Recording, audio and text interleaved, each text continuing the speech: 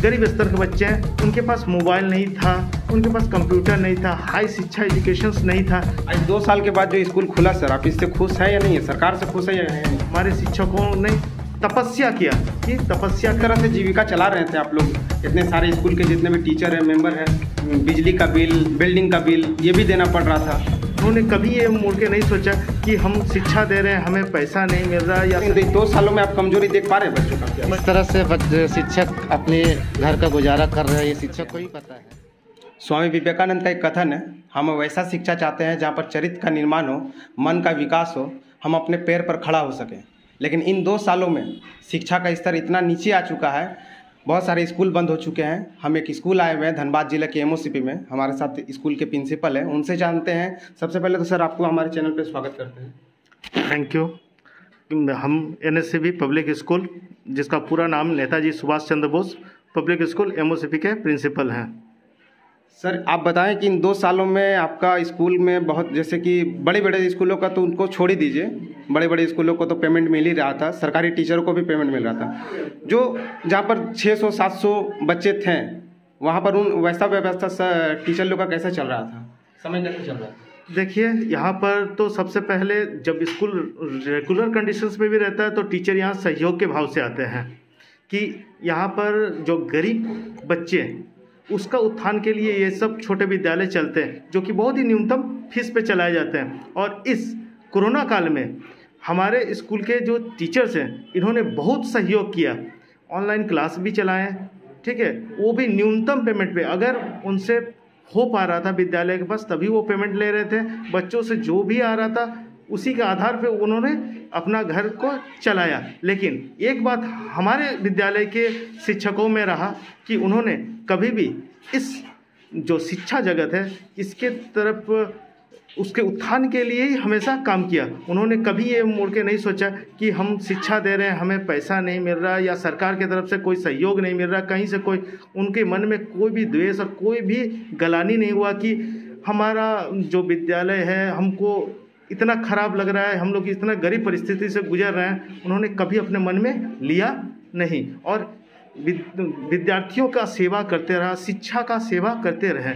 हाँ, सबका स्तर गिरा, स्तर मतलब क्या, आर्थिक स्तर खराब हुआ, बहुत कुछ खराब हुआ, लेकिन किसी ने ये नहीं सोचा कि इस लाइन को छोड़े या दूसरे तरफ जाएं। वो इसी लाइन में बने रहे और ये 2 साल में जो बोलते हैं ओरिजिनल तपस्या, हमारे शिक्षकों ने तपस्या किया कि तपस्या करके किस तरह से साधना होता है, उन्होंने भी माँ का साधना किया, आराधना किया कि किसी तरह से बच्चों को सेवा किया जाए, सेवा दिया जाए, और किसी ना किसी दिन तो ये कोरोना रूपी बीमारी दूर होगा ही और फिर से हम वास्तविक जीवन पर लौट कर आएंगे।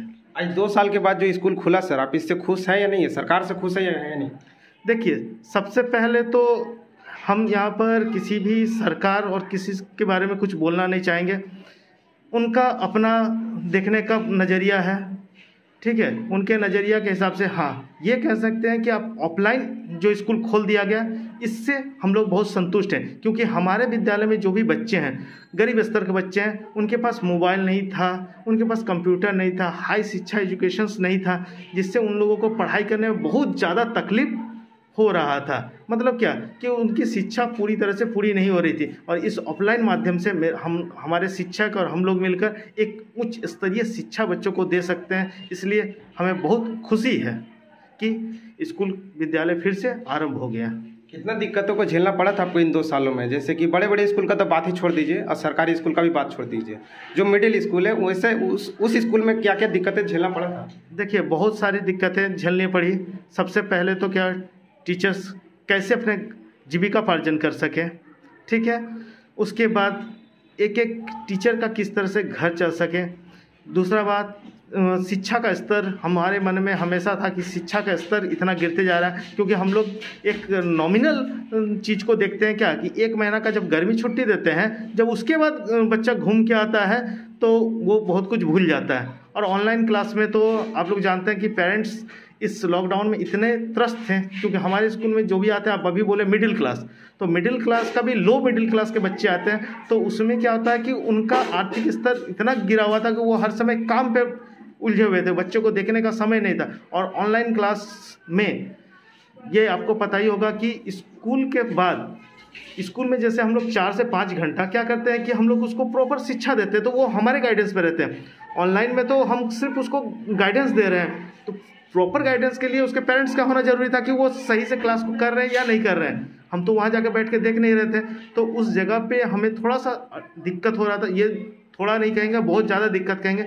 तो हमें ये चिंता थी, या हमारे शिक्षकों को ये चिंता थी कि वो जब पहले जब 3 महीना हुआ था, फिर 6 महीना हुआ था, फिर धीरे धीरे 9-10 का थोड़ा बहुत खोला गया 2 महीना के लिए, उसके बाद फिर तो हम लोगों को ये मानसिक चिंता सताने लगी कि बच्चे जब आएंगे तो उनका क्या हाल होगा, वो तो सब भूल जाएंगे और एक तरफ से उम्र बढ़ जाएगा। और आज आपको भी सर पता होगा, तो आप मीडिया से जुड़े हैं, तो सरकार ने एक उम्र में एक क्लास को बांट दिया है।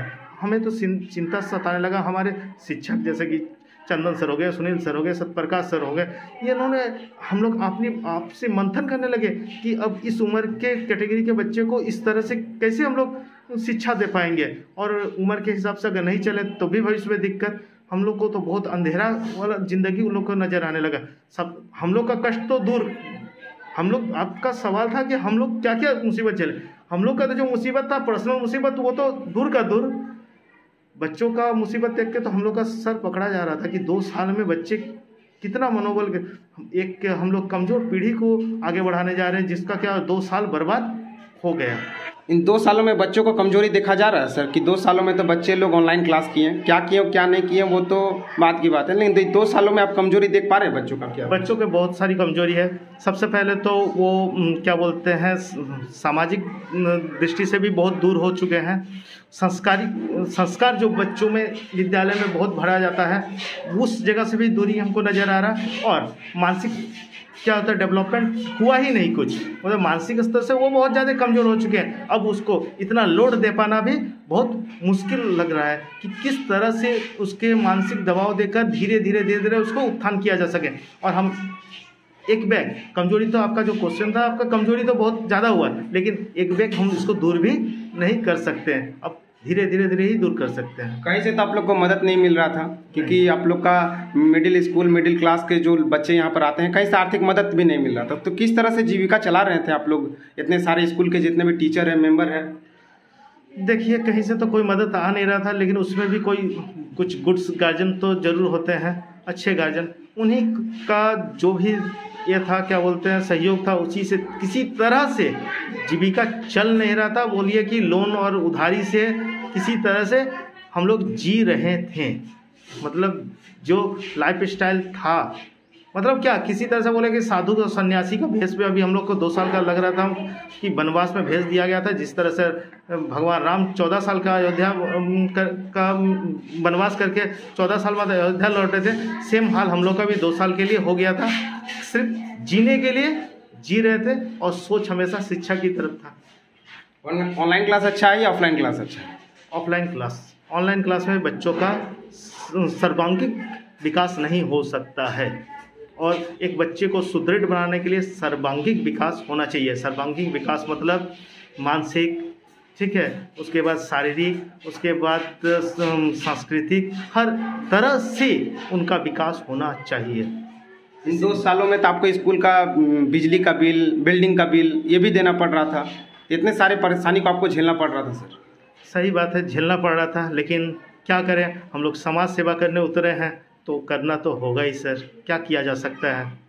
झेल के मकान मालिक ने भी हमारा थोड़ा सा सहयोग दिया है कि वो बोले जब हो जाएगा तब दे दीजिएगा। सरकारी तरफ से तो कोई भी हमको सहयोग नहीं मिल पाया। बिजली बिल एकदम समय पे आ जा रहा था, वो हमको देना ही पड़ रहा था। हमें आर्थिक मदद या कुछ बोलिए कि स्कूल को बचाने के लिए हमको समाज से हेल्प मिल रहा था, लेकिन सरकार से तो एकदम हेल्प का उम्मीद ही रखना बेकार था, क्योंकि एक हम लोग को बिजली बिल का भी कम से कम रिहाई देना चाहिए। स्कूल बंद है तो बिजली बिल भी ना रीडिंग करवाएं, लेकिन वो भी हमेशा समय पे आता था, और नहीं देंगे तो कट जाएगा। कहीं से भी ले ला के उधारी लेके भरे हैं। शिक्षा को कहा जाता है समाज का रीढ़, यह आपदा कह सकते हैं। आपदा 2 सालों में था, लेकिन आपको लगता है ये एक राजनीति का षड्यंत्र है स्कूल का बंद करना? देखिए, इसके बारे में हम ज़्यादा कुछ बोलना नहीं चाहेंगे, नो कमेंट। राजनीति के बारे में हम घुसना नहीं चाहेंगे, नो कमेंट। ठीक है। इसी स्कूल के हमारे साथ एक शिक्षक है, हम उनसे बात करते हैं इनको क्या क्या परेशानी हुई है इन 2 सालों में। सबसे पहले तो सर आपको हमारे चैनल में स्वागत करते हैं। आपका नाम क्या हुआ सर? मेरा नाम सत्य प्रकाश है। इन 2 सालों में क्या क्या परेशानी हुआ है सर? अभी तो 2 साल के बाद आज स्कूल खुला है, इन 2 सालों में आपको क्या क्या समस्याएं हुआ है? सबसे ज़्यादा परेशानी तो शिक्षकों का ही हुआ है, क्योंकि स्कूल इतने दिनों से बहुत दिनों से बंद है और इसके साथ बच्चों को भी काफ़ी परेशानियाँ हुई हैं। किस तरह से शिक्षक अपने घर का गुजारा कर रहे हैं ये शिक्षक को ही पता है, क्योंकि आम आदमी जान नहीं पा रहे हैं कि शिक्षकों की क्या स्थिति है। क्योंकि शिक्षक जो है, शिक्षक के सिवा कुछ और कुछ कर नहीं सकते हैं। ये स्थिति सिर्फ शिक्षक ही समझ रहे हैं। इससे बहुत सारे लोगों ने तो आत्महत्या भी कर ली है, लेकिन कुछ शिक्षक जो हैं किसी तरह से अपना काम चला रहे हैं।